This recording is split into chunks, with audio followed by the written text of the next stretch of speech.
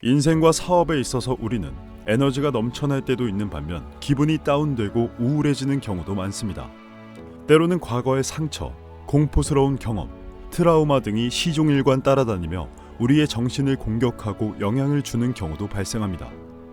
이를 극복해 나가고 다른 차원의 성공을 이뤄내기 위해선 스트레스와 트라우마 등에 대한 깊은 지혜를 갖춰야 합니다.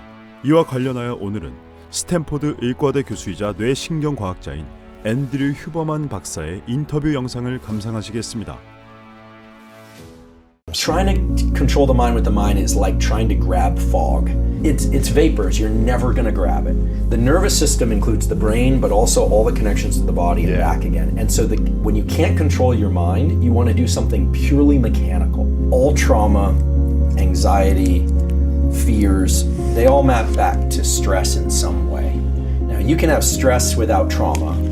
You can have anxiety without trauma, but you can't really have trauma without stress and anxiety. Even though there aren't really strict definitions of the boundaries between trauma and stress and fear, I think it's fair to say that trauma is a fear and or stress response that's happening at the wrong times, right? It's sort of carrying over from an experience that's making life uncomfortable or in some cases exceedingly challenging. So the first thing for anyone trying to navigate stress is to understand what kind of stress they're dealing with. Are you exhausted and having a hard time getting your energy up? Or is your energy too high and you're having a hard time getting your energy down? Because the solutions to those are often quite different.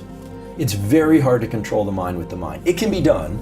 I say when in moments of stress, either excessively alert stress or excessively fatigued stress, look to the body because there are mechanisms that have been built into the body designed to do this. Now, the reason I can say that is that the physiological side, the double inhale exhale, is controlled by a specific set of neurons in the brainstem that Jack Feldman's lab discovered. Inhale emphasized breathing can be practiced in a way sort of away from stress in a kind of offline approach that can be beneficial for raising what we call stress threshold. So there's a whole other way to look at stress, which is to say, how do I get calmer in the mind when my body is freaking out? On the other side of things, when you're feeling overwhelmed and fatigued, there are two ways to approach that. First is the kind of foundation of fatigue, which is almost always poor sleep and scheduling of sleep. This is something that doesn't get discussed a lot, and I don't think I've discussed this on any podcast previously. But getting better at sleeping is a whole set of practices. But sleep is a slow tool. It's not a real-time tool. Because if you're feeling exhausted and you have to get up and have your day, deal with children, deal with work, deal with life, we can talk about how to get better at sleeping. But in real time, what you want to do is you want to bring more alertness into the system. Focus and alertness. The way to do that is to take advantage of a very well-established medical fact. All medical students learn this, all MBs know this, which is that there's a direct relationship between how you breathe and your heart rate. So when we inhale, it almost feels like everything's moving up. But actually what happens is our diaphragm moves down. When that happens, our heart literally gets a little bit bigger. The volume of the heart gets a little bit bigger, which means that whatever blood in there is moving per unit time a little bit slower. And there's a set of neurons in the heart called the sinoatrial node that sends a signal to the brain and says, hey, blood flow is slowing down. And the brain sends a signal back to the heart and says, okay, let's speed up, and speeds up the heart rate. So the short, concise way to put it is when you inhale more vigorously or longer, you're speeding up your heart rate. This actually, there's a name for it in the medical community, but the important thing to understand is as you inhale, you're sending a neural signal to your heart to speed up.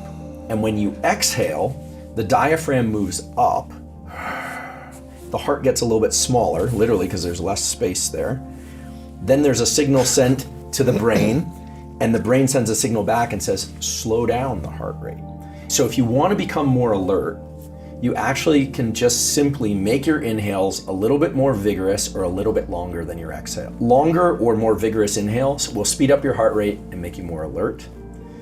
Longer or more vigorous exhales will slow down your heart rate and make you less alert. The repetitive breathing more quickly and deeply, this kind of thing,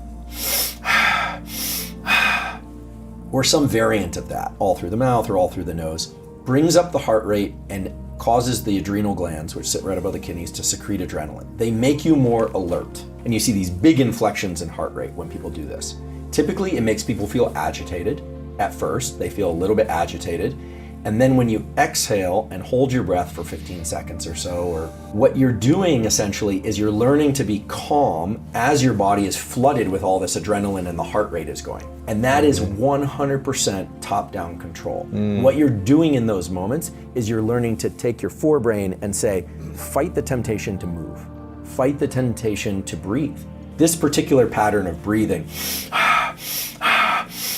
25 or 30 times, followed by an exhale and a hold, and then a big inhale and a hold, sometimes doing more inhaling and exhaling type repetitive breathing. That is really somebody training themselves how to self-induce stress. And we know from some good literature and some emerging science that's still ongoing that it is possible to get comfortable in these agitated states so that your mind is okay, feels okay when the body is feeling like it wants to tremble or move, that you can learn to suppress that activity. The ice bath is another good example of this. Some people go straight to the ice bath because cold water will almost always induce a low level of stress in people. You have to kind of fight it. Even if you learn to love it, you still have to every time jumping in there, okay, I got to control the mind essentially to calm. Right. Exactly. So the body is saying, this is really cold.